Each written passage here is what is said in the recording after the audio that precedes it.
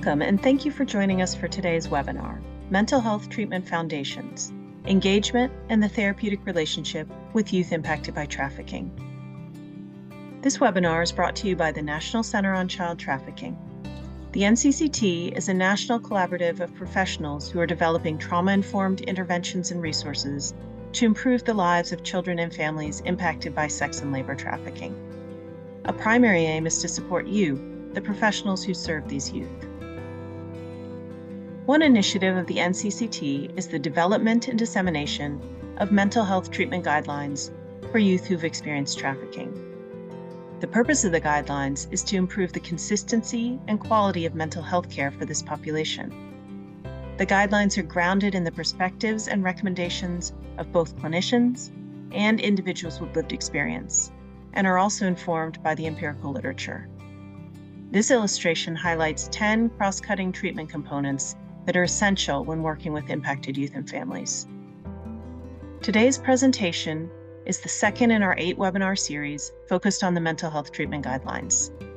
This webinar reviews 2 of the core treatment components, youth engagement and the development of the therapeutic relationship. In this graphic, you can also see all of the topics for the full upcoming series. So I want to just start off with a reflection to get you all thinking and just to invite you to consider what is it about trafficking that makes engagement and the therapeutic relationship such important therapeutic elements for impacted youth.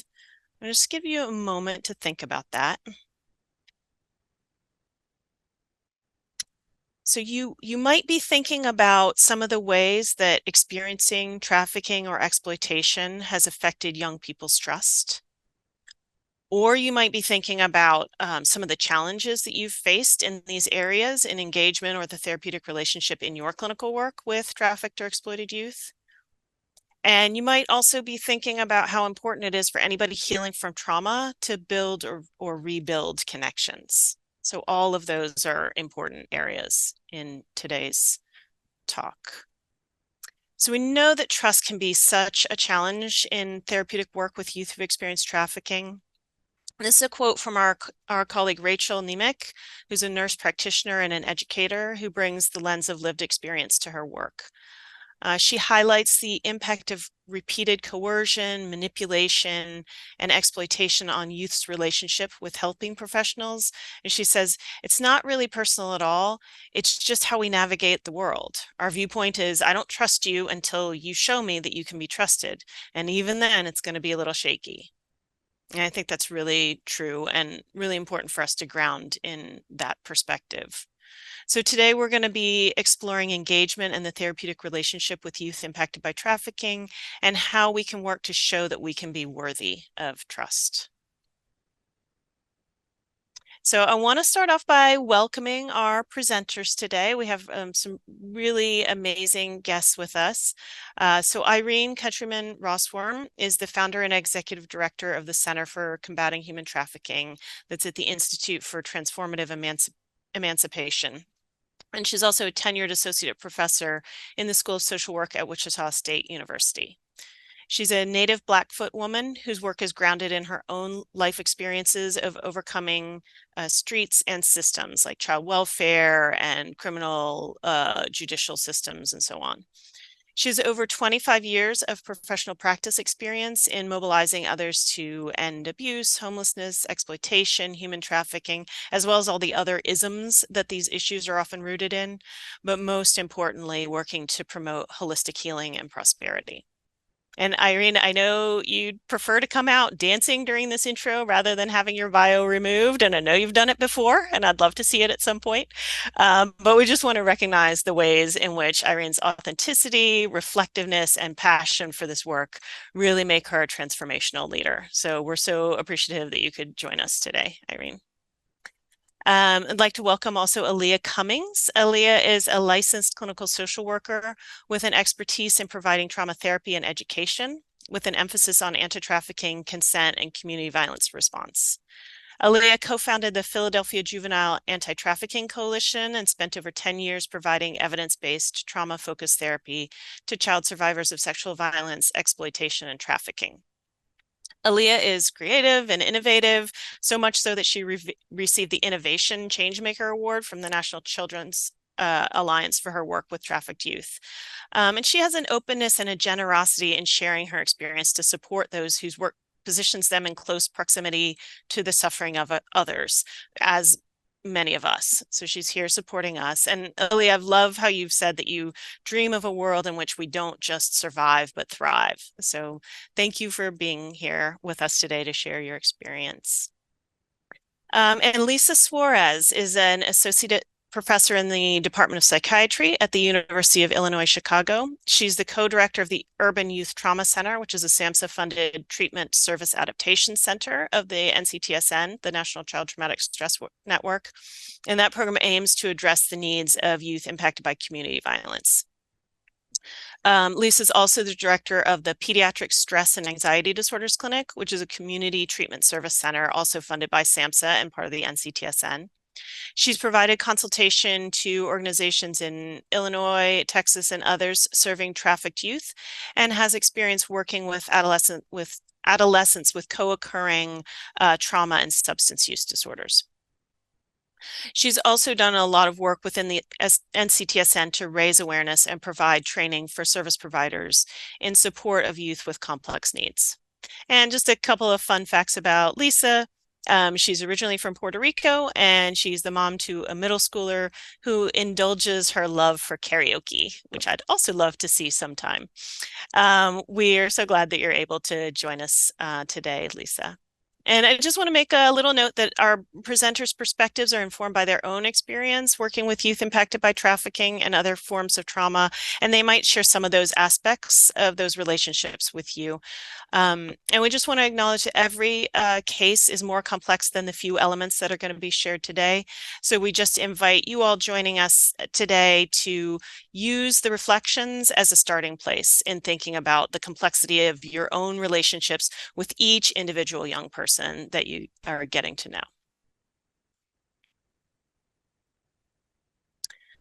So we're going to spend some time talking about the unique challenges of work with youth who've experienced trafficking, including ways that our system can fail them. And we're going to be offering recommendations about how to support youth engagement and developing strong therapeutic relationships. But we want to just start off by really grounding today in our hopes and why we're doing this work. So I just want to invite each of our presenters today to share a little bit about your inspiration for engaging in this work, and reflecting a little bit on what can happen in therapy that can lead to important changes for youth who've experienced trafficking. So Irina, let's just kick it off with you. You want to share a little bit about your inspiration and what it is that we hope might happen in therapy? Okay, hello, Asapinakos. Good day, wherever you are joining us from. I'm so thankful to be here. You know, Elise, I love this question about what our inspiration is. It's so easy to get wrapped up into the day-to-day and forget that each day we have the opportunity to be more impactful if we really lean into and remain grounded in our why. And for me, my inspiration is absolutely my own life, as well as the lives that I've had the opportunity to walk alongside. So my inspiration is ultimately knowing firsthand, and also with the young people I've been able to walk alongside for long periods of time, with many of them, that holistic health and kaleidoscopic prosperity is absolutely possible. If you don't mind to demonstrate that today, I want to weave in some experiences that I had in my own life and my own situation as both a participant and then later as a recipient, or sorry, first as a recipient of services and then later as a participant or a provider of services. I'm going to largely be providing some information around a young person who I will refer to as Adira, which is a pseudonym just for confidentiality purposes. When you first asked us this question, what shot through my mind is actually not what I prepared to speak about at all, but I had a memory of my own therapist. When I was 13 years old, I came home after school and found that my mother had died by suicide. And instantaneously, my life changed, as I'm sure you can imagine. And I entered into a system of care, which of course included receiving some therapeutic services. And I happened to have this therapist named Christy. And she was one of those initial people that understood what it meant to truly meet someone where they're at, that she didn't want to force things upon me. Sometimes we didn't meet the goals of her agenda for that day. Sometimes rather she just heard me talk about my favorite song of the week. And she accepted that. And slowly over time, we made progress. Similarly, in thinking about the young person I will refer to as Adira, I initially met her when she was 13 in shelter. She was often, like myself and many other young people in our systems of care, were misidentified due to being connected to multiple races, ethnicities, and therefore her culture was not part of her life and care, which caused a lot of distrust and harm. She was open to services initially. However, over time, the system providers continued to push her to go back home where she did not feel safe. She actually wanted to be more with her mother, but because of her mother's addiction issues, the system providers kept pushing her to go with her father and her stepmom. And so she kept running away. And while she was on the run, she was sexually exploited or trafficked. And for quite some time, she was trafficked. And ultimately, she ended up turning herself into our local juvenile detention facility, where she was physically assaulted. And then upon her 18th birthday, was charged as a trafficker and sent to the adult jail locally. And she ended up writing a letter to me to the Center for Combating Human Trafficking, asking for our services. But at that time, she didn't want therapeutic services. She didn't want case management. She only wanted advocacy to help her get out of jail. So there was this grand sense of distrust that I don't want treatment. I don't want services. I just want you to help me get out of jail. And I thought a lot about Christy as I slowly began to engage her, and as multiple of our staff at the center began to engage her, that while we wanted much more for her than just to get out of jail, right? We wanted to see holistic health. We knew that we needed to meet her where she was at and just start working on small things one step at a time. And hopefully today we can get through, we can discuss a little bit about what that might look like. Great. Thanks so much. Lisa, do you want to share a little bit with us? Sure. Thank you, Irene, for those impactful examples that you shared. I sort of inspired, and similarly to you, want to share with you a story briefly of a youth who I was working with before she had the experience of trafficking. So we were working on trauma, anxiety, and other things. And then all of a sudden, therapy ends. I'm told by the family members that she ran away. Turns out other horrible things had happened. And I thought I was never going to see her again. And she comes back. She managed to escape a horrible situation, came back with children, and sort of showed up at my office without an appointment. And I sort of dropped everything. I was able, thankfully, to see her. And sort of we began a therapeutic relationship that way to kind of learn the harrowing story and sort of where she is now, her new role, her estrangement from all the connections she had, and how she's trying to survive in a new situation. And similarly to Irene, it was about figuring out where she was at and what she needed. There were all these things. Obviously, I was impacted in so many ways to see the person that I knew and the person now that she has become, and just how difficult it has been for her, and that she went through all that. But trying to be in the moment and help her with that sense of autonomy and agency, and figuring out, making the calls. And sometimes the calls that she wanted to make were not the best that but how can I help her and guide her while at the same time respecting that she's an individual who is in charge of her life and is doing the best to survive. So some of those experiences with her are the things that I'll be having in the background as we're talking about this population and how we engage. Great. Thanks so much. And Aaliyah, what about your inspiration? Yeah, I have to agree with Irene that I love this question, and I love that we're starting with this question. I also want to just sort of take a moment to say thank you to our hosts from NCCT for sharing the mic with me and my panelists today.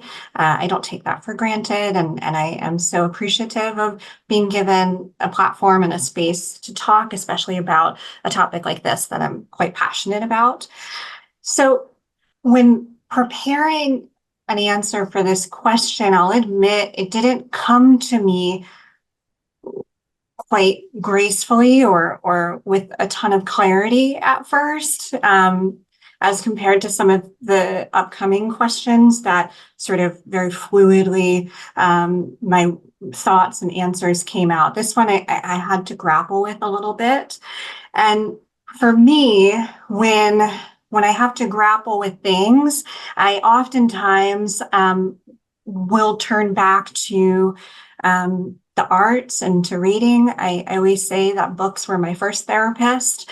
So last night, kind of at the final hour of thinking, oh gosh, what am I going to say to this question? I revisited a poem that I really love that I'm going to share with you all today. And the poem is called The Mosquito Among the Raindrops, and it was written by Teddy Macker. And it's a short one, don't worry. It goes like this. The mosquito among the raindrops.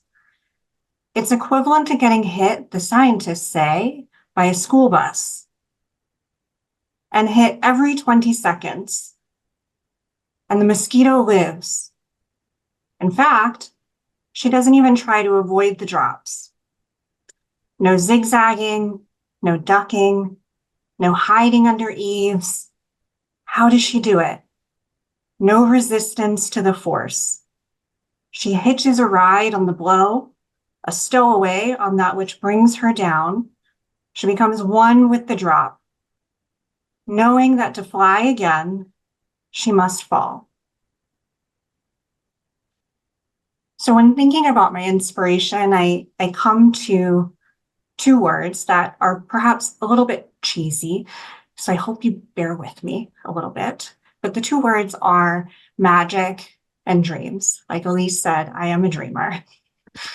So for magic, I am certain that the helpers in the audience, whether you are a therapist or an advocate or in the criminal justice system, a helper of any kind, that you have experienced the magic of having an alliance and a rapport and a connection with your client. And I know that you have had that moment where you've realized, I really see this client and I know this client sees me, and there's this impact happening. And sometimes words aren't enough to sort of describe that magic, but it is magic, and it is powerful and has such capacity for change. And that's what brings us to this idea of dreams, where we know with complex trauma, whether it's trafficking or other types of complex trauma, that one of the many tragedies of complex trauma is that our children don't learn how to dream, or they're not given the opportunity to dream. And when you have that magic in the relationship and that connection and that safety and trust, when that moment happens, a window opens. And now this kid can start dreaming about or thinking about other people might be capable of accepting me and loving me, knowing all of these things about me and loving me still. So I think that that magic and that dream and that window to a dream is what inspires me most. I love that. Thank you so much. Just the importance of coming into this with inspiration. And I hope everybody who's joining us today will take some of this and think about, what is your own inspiration in this work? What is your own hope? Because I think that really is so important in grounding us in the work that we're doing.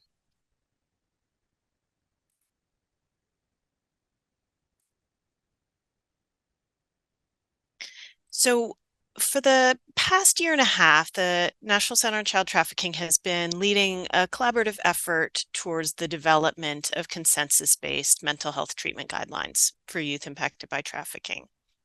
These guidelines are based on a foundation of knowledge and expertise from multiple sources, including the perspectives of those with lived experience, as well as therapists in the field and the literature. So we started by hosting a number of listening sessions, including with youth as well as adults with lived experience of exploitation as minors. We did a review of the empirical literature, created a summary of that and a bibliography. And we also conducted a national survey of mental health and substance use professionals who've worked with trafficked youth to determine kind of what's happening in the field and what are current needs. So we took all of those kind of groundworks, we created some summary documents, and we brought them to our expert panelists. So we had expert panelists who had both lived experience as well as mental health professionals. And we went through a very systematic process that we don't need to go into today, but we had a lot of consistency in kind of how we were approaching this. And we came up with mental health treatment guideline statements that were focused on the 10 areas that you see in this graphic. And we're currently working on an implementation guide to accompany those guidelines that should be out towards the end of this year. So this webinar and the upcoming webinars in this series are a companion to these mental health treatment guidelines. And they're going to be reviewing each of these treatment components. So in this webinar, we're going to be dealing with the first two, which is engagement and the therapeutic relationship. So for engagement, we're focusing on this kind of general question. How can we more effectively engage trafficked youth in therapy? So engagement is really the first step in mental health treatment with youth who've experienced trafficking. It refers to a youth's active collaborative involvement in the therapeutic process, and it involves both access to treatment as well as the establishment of a working therapeutic alliance.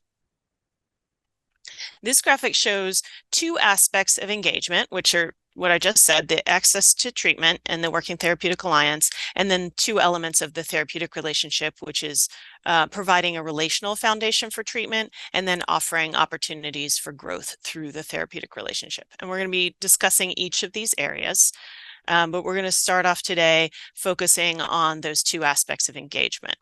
So first off, access to treatment, that's kind of the ability to just get in there the first time and then keep coming back in some sort of regular way.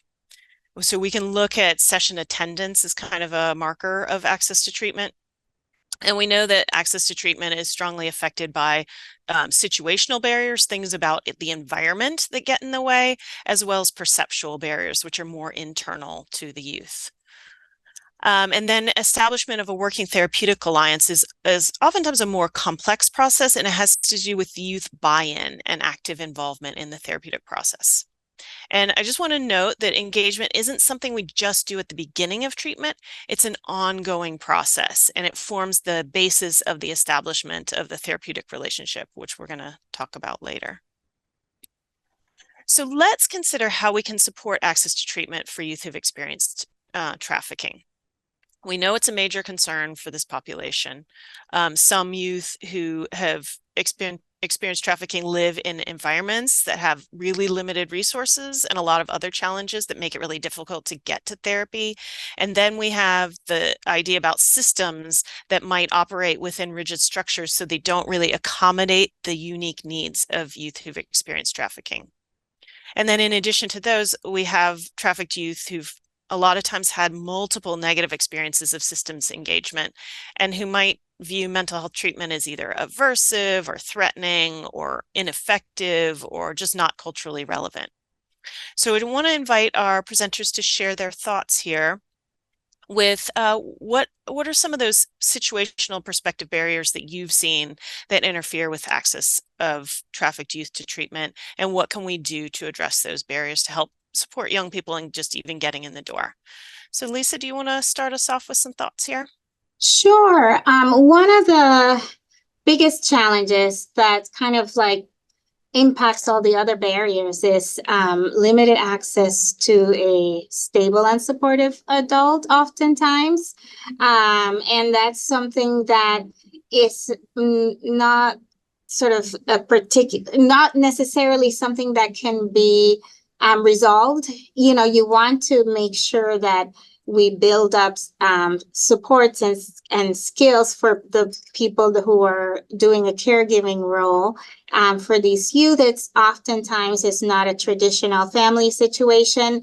And so there might be people who are not necessarily invested, or there might be conflict because of judgment towards the youth or other challenges of blaming the youth and whatnot. And so it is important to try to make sure that we increase that network or support, but that we're understanding about the challenges of the things that are beyond the control of the youth. And Elise, you mentioned other kinds of challenges that get in the way that have to do also with instability in the social environment. It could be adversity, situations related to adversity, situations related to safety, or relationship challenges where youth may be engaged in relationships that could be construed as harmful still, or sort of not as helpful.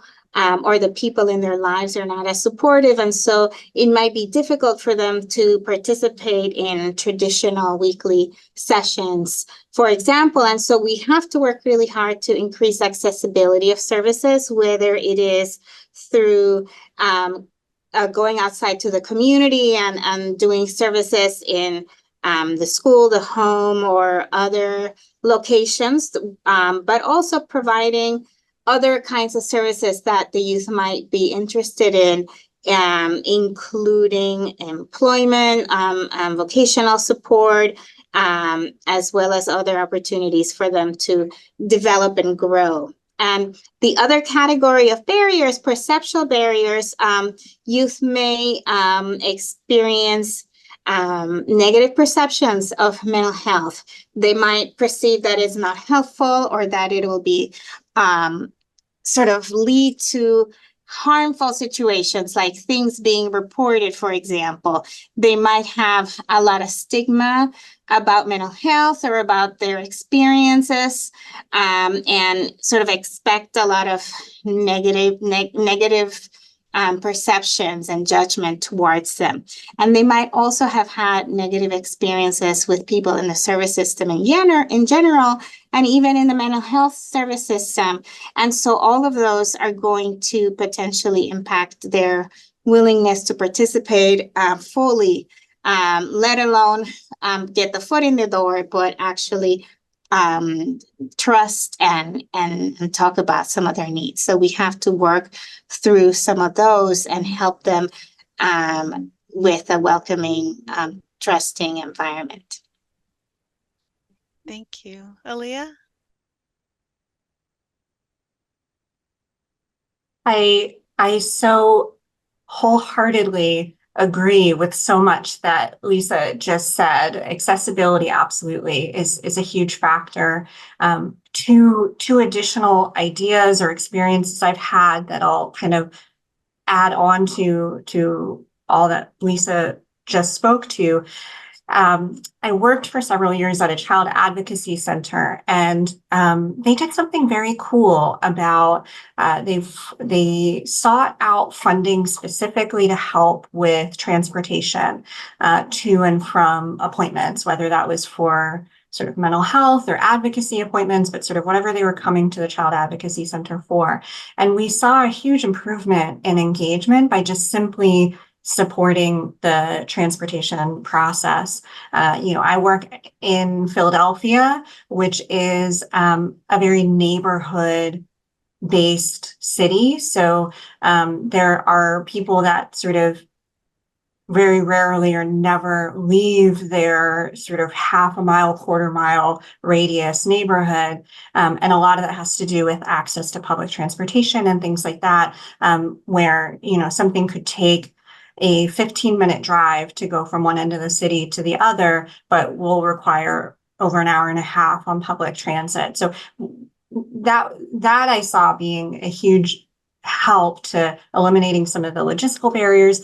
And then we also had childcare support, since many of the clients I was serving were young parents, young moms themselves, and didn't have, like Lisa was saying, didn't have a ton of social support to begin with. So, babysitters are not readily available. And, these children and youth have, rightfully so, mixed feelings about doing trauma therapy and talking about the details of their trauma in front of their infant or their young child. So having childcare on site was huge in terms of reducing barriers to treatment. Something else that I think is worth mentioning is around some of our attendance policies or attendance contracts that we do in these like traditional mental health outpatient settings. So I've had the opportunity to practice trauma therapy in a community mental health setting, at a rape crisis center, at a child advocacy center, and now in private practice. And they all have quite similar attendance policies and contracts, which are rather rigid. And there are so many reasons for that in terms of billing. We have wait lists. You don't want to sort of not serve somebody that's been waiting for treatment because somebody else hasn't returned to treatment and we haven't heard from them in a couple of weeks. So there are very real reasons behind the attendance policies that these settings have. But I would encourage you all to sort of revisit or reevaluate some of those attendance policies if you are hoping to do services with trafficked youth, because those very rigid sort of like you miss 2 appointments and then you're out. And if you want to come back, you have to join the wait list and get assigned to a different therapist and start all over. It just doesn't work too well. And I saw a lot of success, especially at the Child Advocacy Center, when we kind of threw the attendance policy more or less out the door and took a different approach. And, my 2 co-panelists mentioned the experience of running away behaviors. And I think that's where I saw it be most helpful or effective, is when you have a young person return home after having ran away, because maybe that's a chronic behavior or challenge that the family and system are working through. Especially the trauma therapist and advocates have such an opportunity at that moment to support the family system in repairing right away, and maybe celebrating this youth when they historically have ran away, were missing for 3 months, and this time they were missing for 3 weeks. And that's an accomplishment, that's progress, and helping frame that for the team, and equipping, your organizations with some materials or planning ahead, safety planning ahead for some of that running away behaviors, I think is really helpful too. So that you're not feeling like you're reinventing the wheel every time you find yourself in a situation where a young person has ran away. And my last sort of plug will be, if you work with a multidisciplinary team, collaborate with them and relationship build with them too, because they have such great ideas and can be so helpful and care a lot about these young people as well, and try to work through some of these barriers and reduce them, and can be great advocates in their own right. Wonderful. Thank you. Thank you, Lisa and Aaliyah, for your points. In the trafficking experience, there is an individual who exploits the vulnerabilities of another person. And that the exploiter, the trafficker, is the person who holds the resources, that holds the power to access to shelter, to food, to clothing. And as service providers, we oftentimes talk about the trauma that occurred in that trafficking experience. But we oftentimes don't realize that there's trauma that is repeated, in that, similar to the perpetrator, the system or the provider, who is very well intended, holds the power to resources. And we oftentimes really need a shift in our thinking about how access, whether it's more logistical or what I would call technical barriers, that can be traumatic in of itself, as well as those more adaptive challenges that we need to really work on shifting and changing. So I won't repeat some of those logistical or technical barriers that Lisa and Aaliyah mentioned in great detail, but I do want to highlight some additional ones around, of course, lack of access due to transportation, but also continued connection to the abuser and connection to caregivers who are perhaps difficult to engage or work with, as well as a couple very brief adaptive challenges. So one of the things we do, similar to what Aaliyah said, is we work with other providers and collaborate. So using our street outreach program is absolutely key. We also train up mentors in our program. So unless they've received all of the Lotus model training, we don't allow a mentor to be matched. And once that mentor match occurs, it is so helpful in terms of opening doors for access, because they oftentimes will help provide transportation. Providing services in just new ways to increase accessibility is, of course, important. While maintaining those professional boundaries, I think we can get really creative about moving past chair therapy, for lack of better terms, to truly walking around the block or taking a drive. Also just being more soft and gentle and humble and forever curious about the way in which we provide services can really start to create a shift.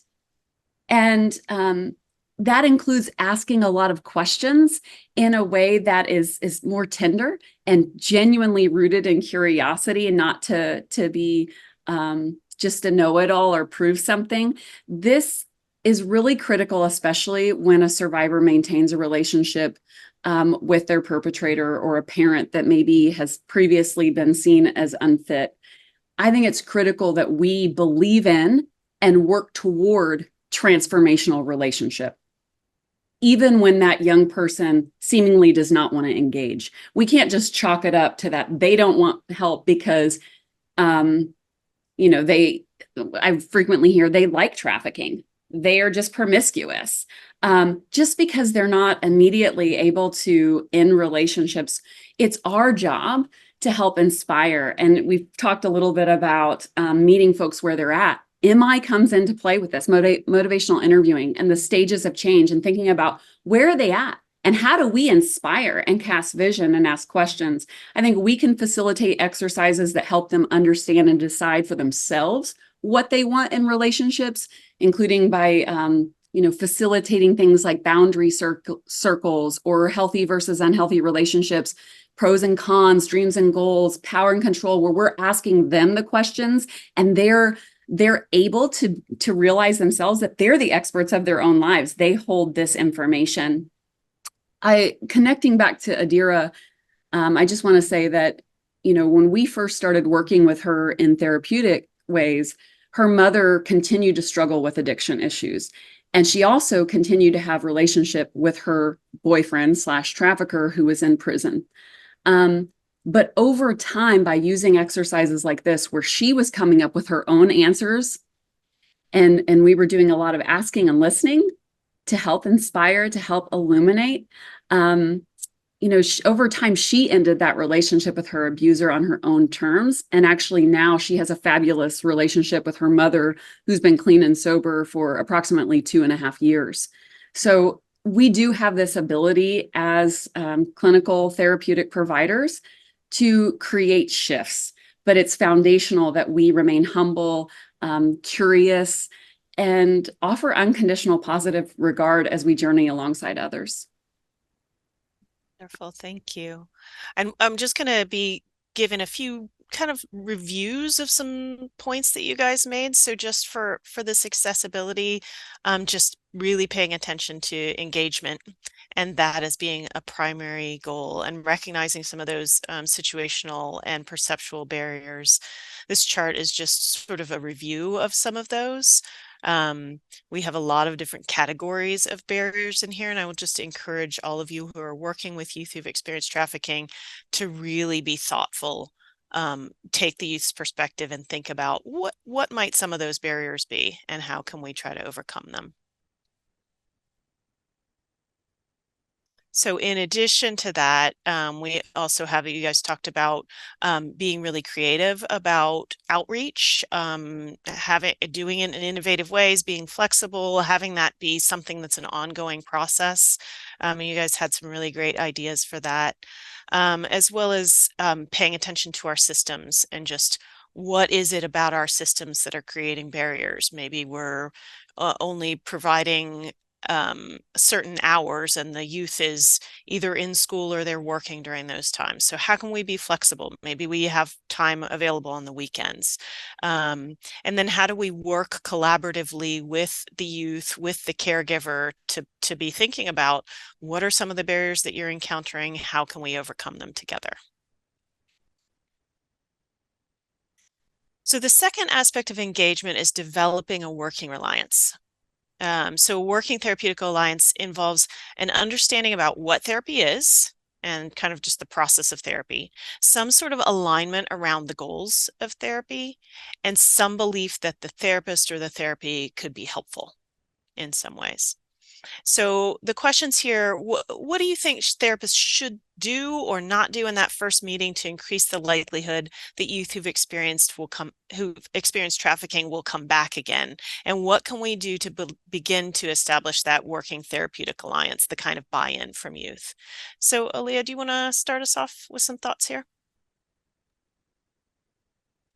I would encourage therapists, and I mean, this again applies to any helpers in the audience, sort of however you're coming to this work, whether it's as an advocate or a caseworker, but definitely as a therapist, to approach this first session and this first meeting with the client and with the survivor with a fair amount of humility and understanding that of a couple of factors. So one is that in my experience, many of the trafficked youth I did trauma therapy with came to me and were long time, almost like veterans of therapy, that they had tons of therapists already. They knew the drill. They knew the questions you were going to ask, the consent forms that you were going to put in front of them.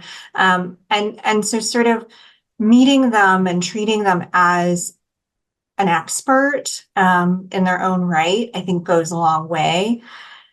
I also am thinking a lot, Elise, about that quote that you started out the presentation with, and it reminds me of something that a lot of the youth I work with have said to me, which is, professionals, whether it's a therapist or an advocate, that they are guilty until proven innocent, that we are not inherently trustworthy.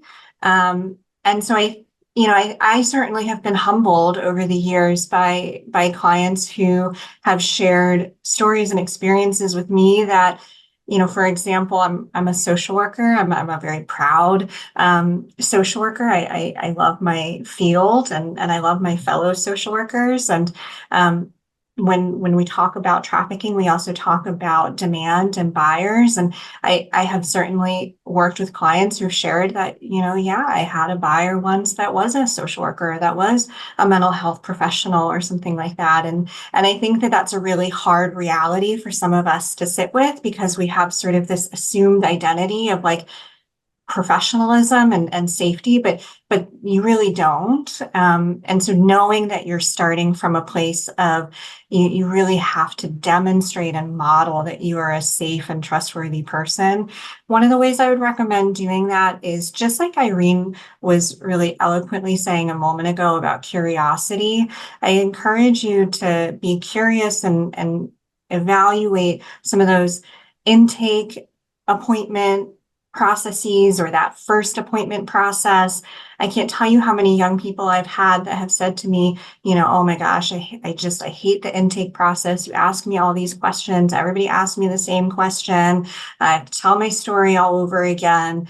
And it can make them feel like a bit like a robot, or a bit like I'm just here to sort of list off my answers to your questions. And so, as much as you're able to loosen that first appointment up, and really prioritize connection, getting to know them. What are they into? What makes them happy? And then being prepared yourself to share that. So in my first appointment with clients, my priorities are informed consent, and sharing with them what they can expect from me as a therapist, like what's my style, what am I into, and hearing from them, why now? What's bringing you to me at this moment in time? What are you looking for? And those are kind of the main goals. Informed consent is a really big one. These are kids who, like I said before, have been to therapy before. They might have had a negative experience about a provider having to make a mandated report, or having to like recommend hospitalization for suicidal ideations or things like that. And so as much as you're able to be transparent from the jump around, like, this is what I do, this is my ethic, this is, if we find ourselves in this scenario where you have said or shared this, like, you can expect that I would do this, what I've done in the past, here's an example. As much as you're able to lay that out for them and really give that airway, like give that space to talk about and to breathe, and for them to ask questions, I think goes quite a long way. Great. Thanks so much. I think possibly in the interest of time, we might just go to Irene for this one. Aaliyah, I love that you talked about the thing that in my notes I said, folks probably think this is boring and it's the thing we don't want to talk about. But I think to exercise competence, cultural humility, non-judgment, curiosity, and build trust, we have to talk about our style and mandated reporting and confidentiality. What a quick way to lose that trust. And also just providing, of course, an environment that's safe. I think two things that I tend to do in the first therapeutic sessions before we move forward is, number one, I ask the magic question, for lack of better terms. How would you know that this was making a difference? How would you know that coming to therapy or meeting with me mattered? And I provide them with a tool that we utilize that helps them evaluate whether or not their receipt of services from the Center for Combating Human Trafficking make a difference. They get to measure the different dimensions of their life and how it's changing because they're receiving services. And definitely before we, as I call, go in for the trauma, right, we first spend a lot of time teaching them tools to not only evaluate our program services, but teaching them some tools that will help them self-regulate and self-soothe. So that also helps build trust in that we're focused more on educating them about how they care for themselves, how they use their voice, how they set boundaries, before we start walking alongside them in a journey that oftentimes can become so painful that they say, no more, it hurts too bad, I can't keep moving forward. Those things we have found to be very helpful. And as I mentioned earlier, we use a lot of narrative practices, stages of change, motivational interviewing, and we teach them that process too, so that they're able to even ask themselves questions that help them realize or be awakened to their own goals, desires, struggles, beliefs, and abilities. Basically, we give away the resources or therapeutic knowledge that we have so that they can access it at any point in time, even when they're not with us. Great, thank you. I love the sort of visual of the blockade there, because that's so true. I mean, like the being thoughtful and cautious about how we're building these relationships is really important. So just a couple of points just to review from this is, really prioritizing the relationship, which might mean that some flexibility around the standard intake procedures. So thinking about what's essential and what can flex. Being really clear about what the youth can expect from therapy and from the therapist in order to build that predictability and control. And then trying to make each session meaningful and useful for the youth so that they walk away feeling like they're more understood, or they've gained some information, or they've learned a concrete skill, or they have more hope. Those are, I think, some of our goals with the Working Alliance. So let's move on to thinking about the therapeutic relationship. So this is a big picture question to ground us. How can we develop the therapeutic relationship as a foundation for safety and a source of growth for youth impacted by trafficking?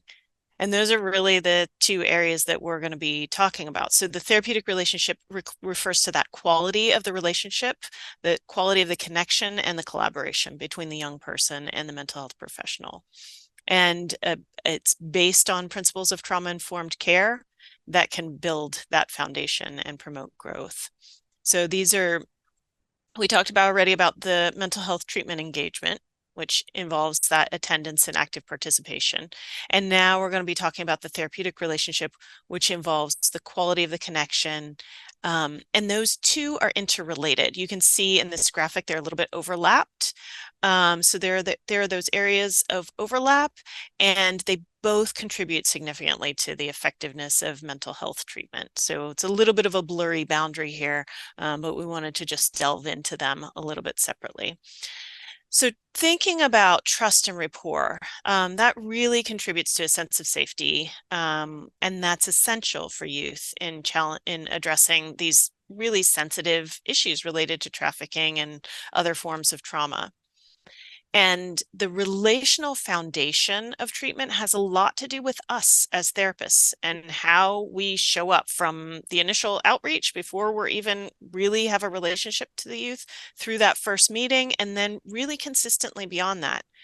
And I think most of us can probably agree that we're not perfect, and we can't really expect to be. So I think in that, how can we be aware of ourselves fully, including both our strengths and our challenges, and bring that awareness to our efforts to show up reliably as a trustworthy adult for these young people?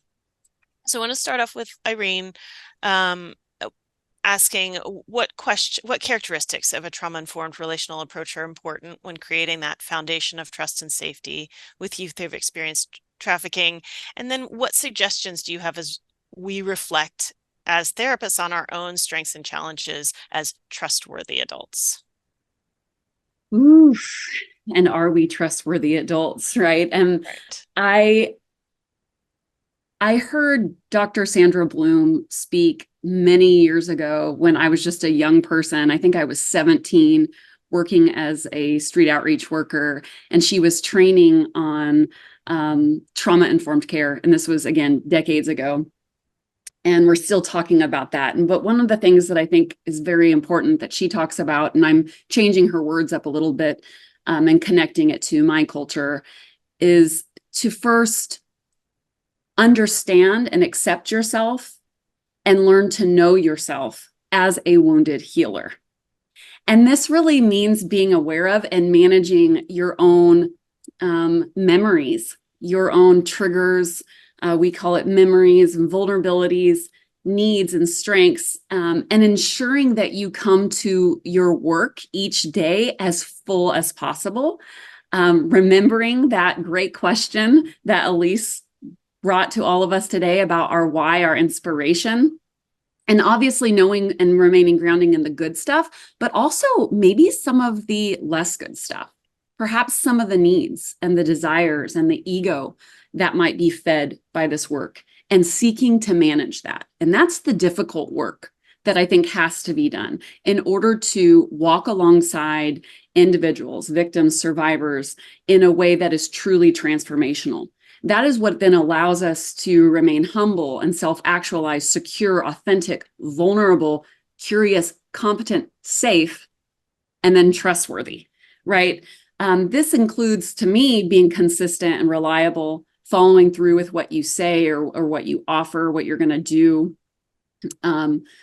They should be able to, similar to the way in which our children in our homes learn to regulate themselves based on what's going on with that parent. In a similar way, the young people that we're walking alongside should be able to regulate and engage because they know they can anticipate how we're going to show up each day. That allows trust to be increased. And without making it about you, to be able to relate and share our vulnerabilities. That then, I think, strips away this we're the expert, but rather we're a co-journeyer. and brings about curiosity, allows curiosity to take place in the room. And when we're asking powerful questions, they too learn to begin to remove themselves from shame and blame and ask powerful questions of us as well as themselves. I don't think we hear this term empowerment a lot in our field. And I think it's important to just point out here that we do not own empowerment, but rather I believe it's our responsibility to work to facilitate contexts that help those that we walk alongside be empowered and empower themselves. And so offering activities or connections, resources where they can do that is very important. Ultimately, to be a trustworthy adult means that we show up in a way that we are thinking, how does this activity, how does this way in which I'm engaging help the young person I'm walking alongside realize, strengthen, obtain, and utilize their own abilities, strengths, and resources? Ultimately, I think it's important that we help the young people develop trust in themselves rather than the focus being on getting them to trust us or the system. Absolutely. Thank you. Lisa, do you want to share a little bit with this? Sure, that was beautifully said, Irene. I wanted to add just, that relationship that we're building is the vessel by which we're trying to effect change, and it's so tenuous. It starts from such rocky ground because of our limitations and because of what they've been through. And it is really important to understand just how difficult it is to even engage, let alone trust, and to be able to have a conversation where you acknowledge mistakes or things that happened in the past that are hurtful and painful, especially for adolescents who are in that period of development where they are learning about how impactful other people's judgments are on their self-worth and self-perception, right? And so to be able to do that is incredibly hard. And so we have to come in knowing that it is a Herculean task. And like Irene said, we have to come in with our hearts, lead with our hearts, and that connection and be that genuine person. We have to be genuine with ourselves. And so in terms of what additional things I would say that are helpful beyond having that understanding and framework would be, we want to lead with compassion and empathy, and be that example. We want to be, how can we be non-judgmental in a way that is true and genuine? We want to think about the ways that we ask questions, show that we're truly interested in their perspective and their needs, steer away from questions that are sort of just for details that they might feel judged because I just want to know a little bit more about all the bad stuff that happened or the bad stuff that you did or that was done to you, that we genuinely care. And ultimately that we want to become a resource to them. We're like a coach that is helping them tap into their own strengths. And while we may not always agree with their decisions or their direction, we're recognizing that they're in charge and we're cheering them on and we're understanding where they are. And this is a decision that they can make right now because of where they are. And so we have to wrestle with that tension that we might want them, we want all these things for them because we care, but we also recognize this is where they are and they're in charge. Yeah. Yeah. Great. Thank you. Aaliyah?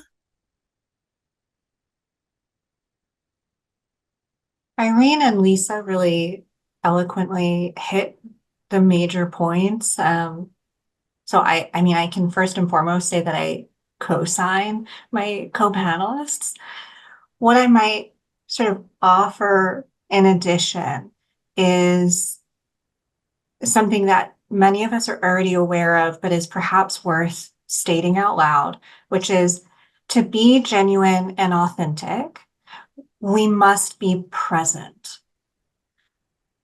And so that means that we have to practice what we teach, right? Like that we have to be grounded, that when we are with that kid, we are with that kid with our whole self, our whole consciousness, that and that's a practice, just like we teach our clients. It's a practice, that it's so easy in this work to be distracted or to be thinking about the next thing that you have to get to, or sort of lingering stress or anxiety from the thing that you just left, but to really practice that presence of self, because when you show up with your full presence and grounded self, your exquisite personhood, then like the work's done.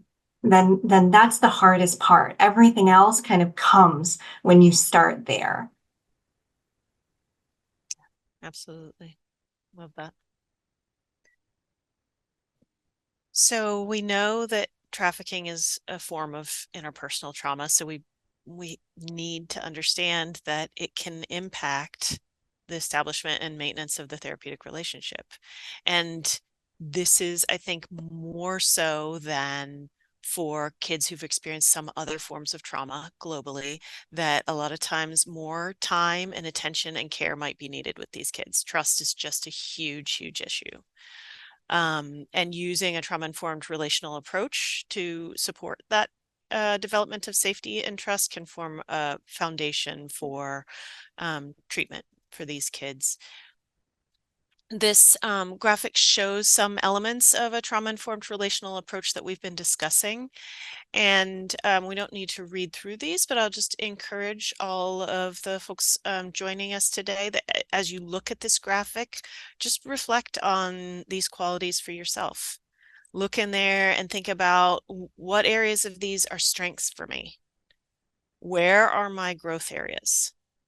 And also, are there certain youth where some of these areas, maybe they're fine for you regularly, but there's a particular youth that challenges a particular area for you here? And thinking about what do you need to cultivate to build a stronger relational foundation of safety with that youth, or with youth in general who've experienced trafficking. So as we talk about growth through the therapeutic relationship, I'd like to invite everyone to listen to our presenters' thoughts, but also, again, to reflect on these questions for yourselves in your work with youth impacted by trafficking. This is such a, I think, complex area thinking about this. So our questions here, when working with youth who've experienced trafficking, what do we need to watch out for in terms of trauma reminders, or in particular repetition of elements of coercion or exploitation? And this has already been brought up, but let's think a little bit more about what some of those elements are. And then how can working through challenges in the therapeutic relationship lead to growth for youth impacted by trafficking? And what are signs that you've seen of that growth? So Ellie, I'm just going to hand it right back to you to start us off with this one. In my experience, it is perhaps sometimes the strength of your therapeutic alliance itself that can become a trauma reminder or a trigger for the youth. What I have seen happen is sometimes the young person wants to leave you before you can leave them.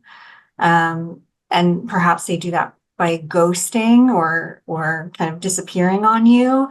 Or maybe they do that by pushing you away in other ways.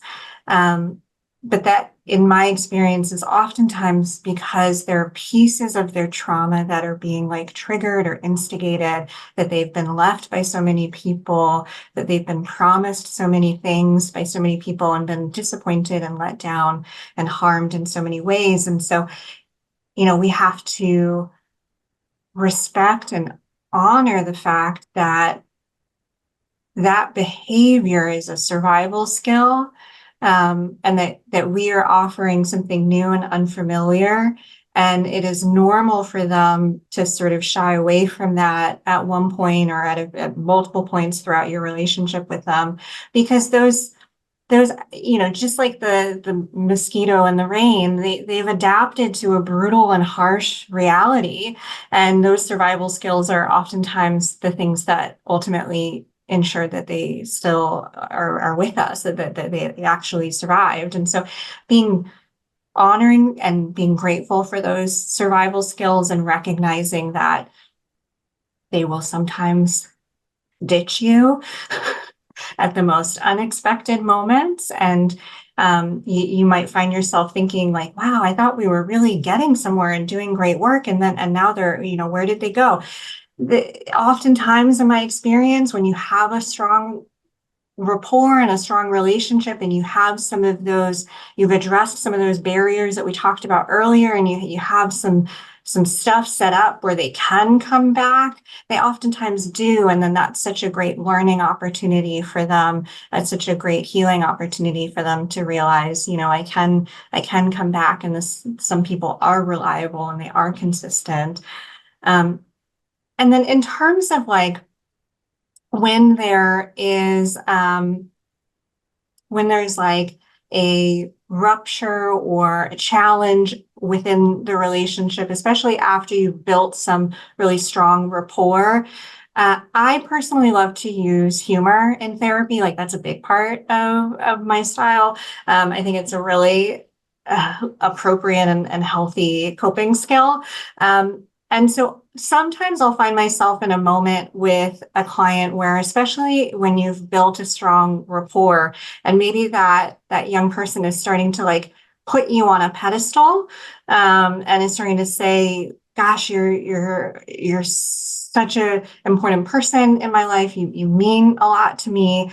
You haven't done any of these things that these other people would do. I don't think you would ever like harm me or do anything to upset me. I can't imagine ever being like angry with you or mad at you. That's usually the opportunity where I do a little bit of pre-work to prepare for the fact that like, I don't deserve to be on a pedestal. I am human. I will make a mistake. I will disappoint you at some point. I'll do my greatest effort not to, but it is inevitable. You will get annoyed with me. You will get mad at me at some point. Just give me enough time, and it'll happen. And so I like to make a little bit of a joke, but not really a joke, with my kids, where I say, I can't wait till you get mad at me. And my kids oftentimes have this like sort of horrified reaction of like, I would never get mad at you. I can't imagine being mad at you. And I had one client who was sort of the most people pleaser person you could imagine, very passive, very anger at me was unimaginable. Anger at anybody was unimaginable.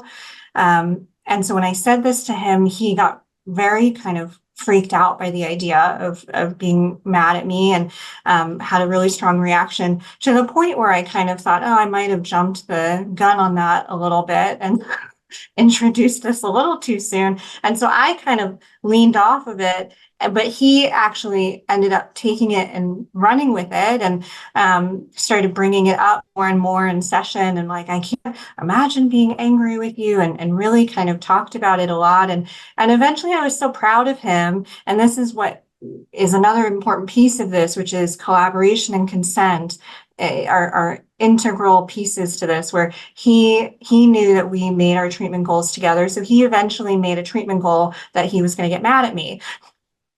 And so eventually, I did something that annoyed him, and he got mad at me, and he was able to communicate it to me. And because I had made this joke and I had set the stage, he was able to then mirror that and make a joke in return when he was ready. And he said, the time came, I got mad at you, and we were able to laugh about it. And then he was really able to dig in and say, this is what I didn't love, and this is how it made me feel. And then was able to have that opportunity to experience resolution, and realize that when people are safe and caring and make space for one another to express those things, you're closer after you work through that conflict. And so giving him that opportunity.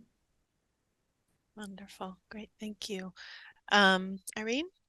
Thank you, Aaliyah. I love your reference to ghosting. And I think the reality is that all of us have probably ghosted somebody at some point in time because we just didn't want to say this relationship's not working, right? And then at other times, ghosting is what has kept us away from re-engaging.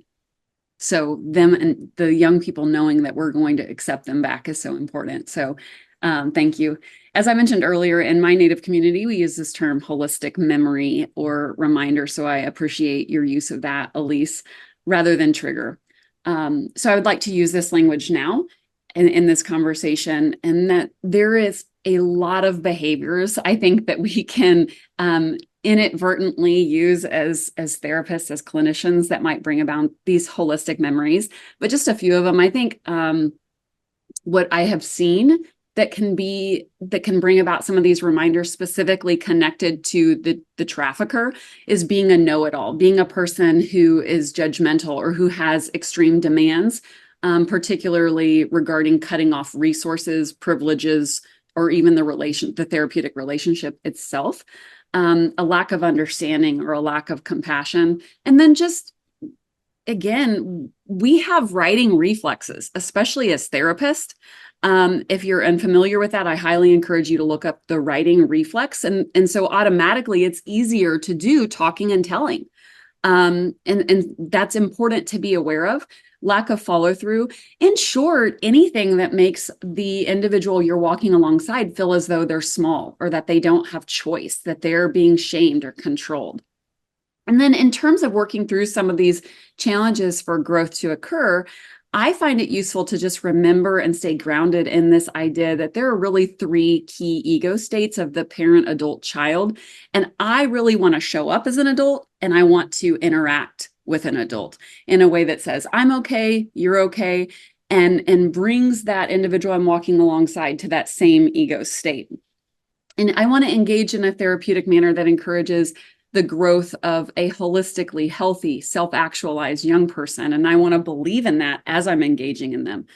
So, manipulation or kind of the way in which we interact or the way in which we see certain behaviors was Aaliyah just brought that up.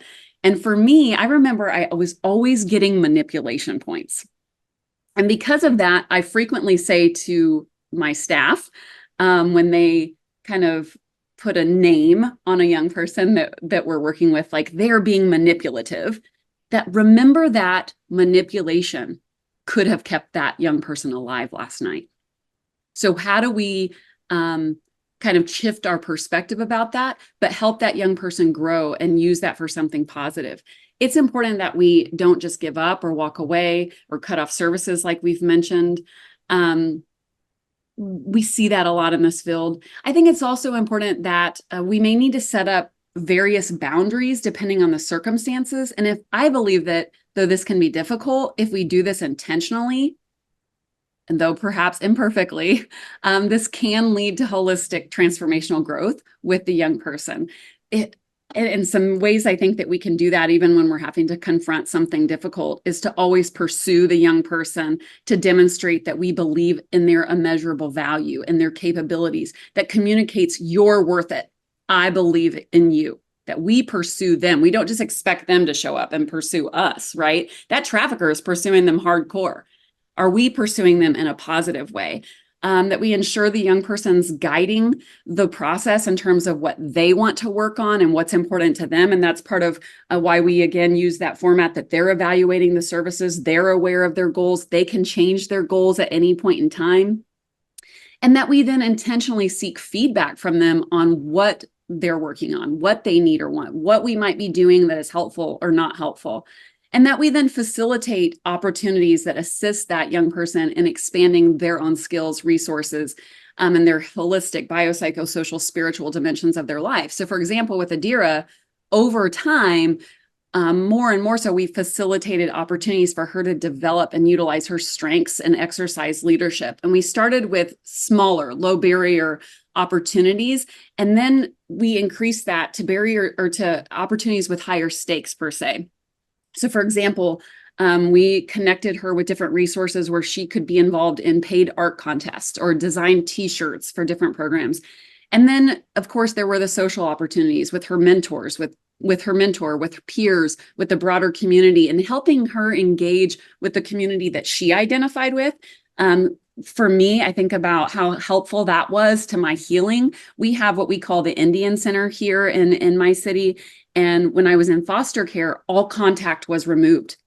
And getting reconnected with the Indian Center and the elders and learning my culture was very therapeutic and helpful in my healing, in the healing process for me. And then with Adira, again, we paid her for writing, speaking, and then we provided her with scholarships in our program, where we ended up paying for her college education. She actually is working on her master's now. To then co-facilitating our Pathway to Prosperity groups with other survivors, and even leading, helping change and write curricula, etc. So that's what we have found to be helpful. That's wonderful. It's a lot of transformation that you're talking about there. Lisa, do you want to add some thoughts here? I'll just say something quick. I mean, I wholeheartedly agree, and I'm sort of inspired by all the examples. The one thing I would add is that it is hard when youth are responding in a way that we're hitting sort of a challenge, because they might be responding to a reminder and they might be perceived as being manipulative, when in fact they are responding to the perception of judgment or lack of compassion and stuff like that, that we are recognizing where we're coming from this, what we're contributing to the situation, and always be willing to learn and grow and self-examine and be there for the youth, and actually kind of shift perspective that challenge that we may be having in the relationship, that impasse, we want to appreciate that the youth is taking an effort to take care of themselves, and it's a strength that they're willing to fight for what they feel is right, that we can sort of appreciate strength and growth in that area. Similar to what Aaliyah was saying, talking about where you're angry with me as a therapist, it's a strength that they're able to speak up and challenge and stand up for themselves. And so that's something that we want to emphasize whenever we have some challenging situations in a therapeutic relationship. I mean, I do think it's such a journey that we're going on with these young people, and for us to be appreciating kind of the honor of coming into their lives and trying to show up in these authentic, attuned ways, of trying to be a trustworthy person. And then when we get that back and we make that connection, I think that can be so rewarding to see how important that can be in a young person's life. So we really want to attend to obviously avoiding any interactions in that therapeutic relationship that repeat anything that's like the trafficking, elements of coercion, anything that feels like a transactional exchange, like you need to get a home pass, you need to come to X number of therapy sessions. That's an exchange that's very similar to the trafficking experience, or things around control or any other harms that were done in trafficking. And then just recognize that even elements that are part of a healthy therapeutic relationship, like being emotionally vulnerable, might be really hard for youth who've experienced trafficking and who have had their vulnerability taken advantage of in the past. So I think that's really important to recognize. And then over time in the therapeutic relationship, to work through those ruptures and repairs, and have that process of working through be a model for healthy relationships for the young person, and to support them in the growth of some of those key developmental competencies, building their awareness of themselves, building their regulatory capacity, building their interpersonal skills, building their positive self-concept. These are some of the other concepts that we're going to be talking about throughout this webinar series, but the therapeutic relationship is kind of an underpinning, a foundation for all of these. So we want to just invite each of our presenters today to share some final thoughts. What do you want attendees to take away from today's discussion, and what's your hope for our systems, ourselves, and the youth that we want to support? So Aaliyah, do you want to kick us off with this final question? Sure. Gosh, it's hard to distill it down to sort of just a couple of things, but in this moment, kind of reflecting on the conversation we've had for the last hour or so, I think the first take-home point I would love for folks to hear and really take in is that you are enough. Whatever role you're playing, if you show up with your full, genuine, authentic self, like, you are enough. There is no one perfect way to do this. It is by being true to yourself that you're doing this, that our kids respond to authenticity and benefit from whatever kind of unique style or unique way of being that you are. There are a lot of kids and families and communities out there that are going to benefit from you kind of showing up with your full self. And so having confidence and in yourself and knowing that whatever sort of special identity and pieces of yourself you bring, that it's enough. And I think my other hope for all of us is to dream bigger. I'm reminded of that quote that goes a little bit like, if you're dreaming of change that you'll see in your lifetime, you're not dreaming big enough. What I hope for us is that we dream bigger for ourselves, because we are the tool with which we do this work, and we have to dream for ourselves and dream bigger for our kids and our families and our communities, dream bigger for those systems. That's kind of what I hope to see happen. Wonderful, thank you. Lisa? Yeah, okay. So a few points, trying to be quick. I think the main take home for this whole webinar is that it is really important to put an effort into engagement, building that trust. It's the foundation of the work, and it's hard. These kids have been through so much already, and they've been in a roller coaster in their lives, and it sometimes continues and it feels like it never ends. And it might feel like being on a roller coaster is the way of life.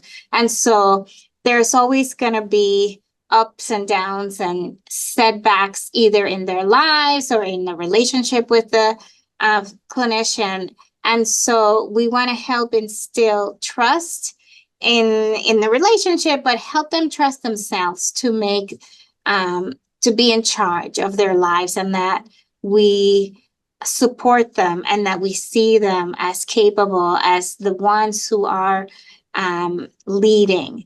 And in addition to that, we have to recognize that we might not be the most important. We're not the most important person in their lives.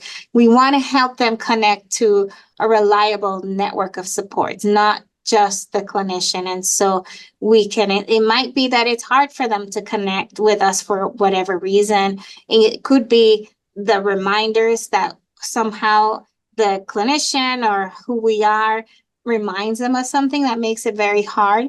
And so we want to be able to help build that network of supports around them. Wonderful. Thanks, Irene. Whew, there's so many takeaways. But as I mentioned earlier, far too often the focus of the anti-trafficking work or work with human trafficking victims and survivors is on what happened on the street. But what happened on the street is oftentimes not the greatest source of trauma. It's what happened prior to the streets and what's now happening in terms of the experiences within this system, quote unquote, of care, right?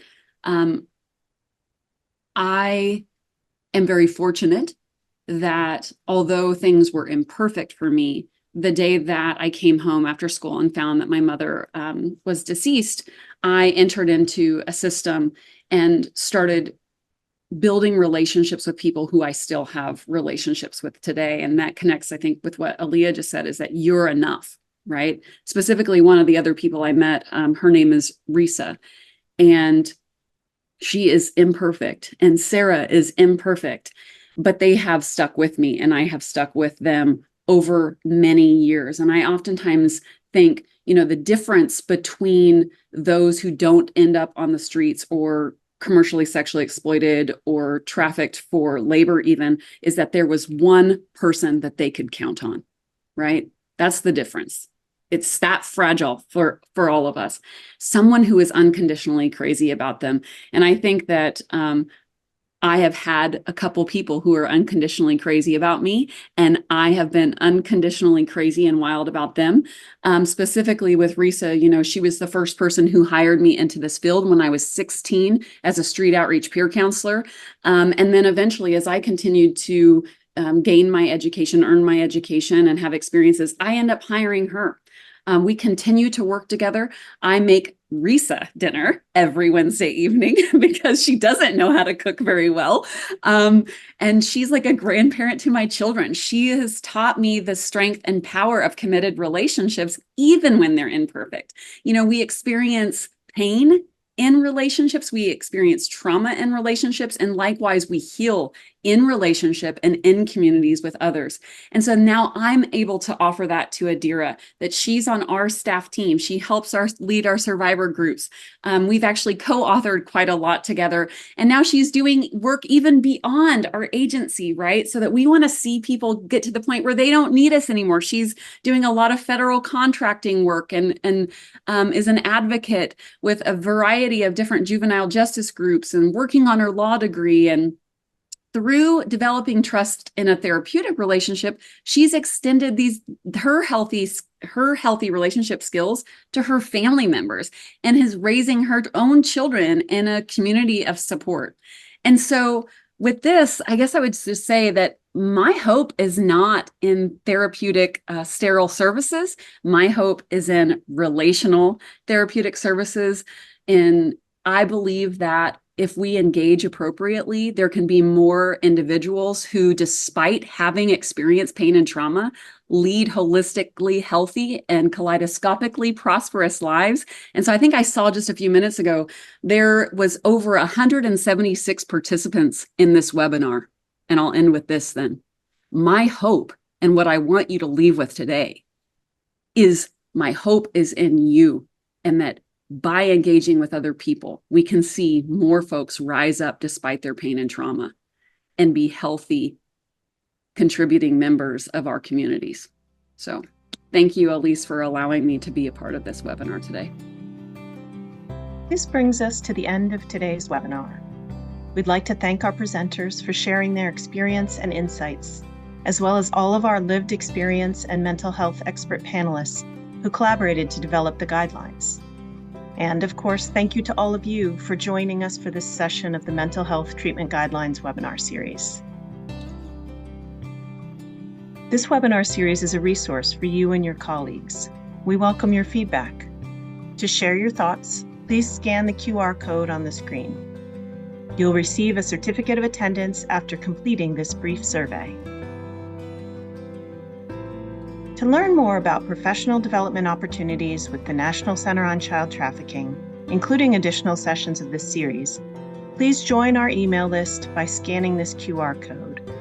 We look forward to continuing this work together, sharing resources, and expanding trauma-informed services for youth and families impacted by trafficking. Have a wonderful day.